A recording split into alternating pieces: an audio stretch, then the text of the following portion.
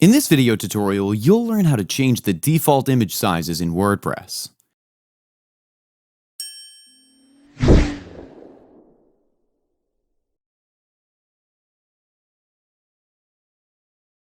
Changing the default image sizes in WordPress is a straightforward process that can be done through the WordPress admin dashboard.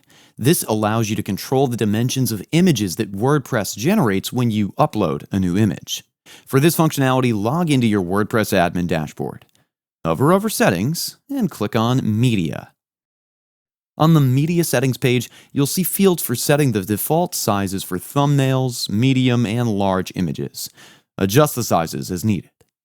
Set the width and height for thumbnail images, and you can also choose whether to drop thumbnails to exact dimensions.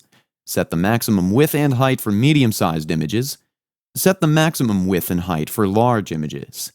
Once everything's in place, just click on Save Changes. And that's how easy it is to change the default image sizes in WordPress. Before leaving, you can also learn how to change page titles in WordPress when using Elementor. I'll link the video in the description below, or you can click on the eye icon in the top right corner of your screen to view the video.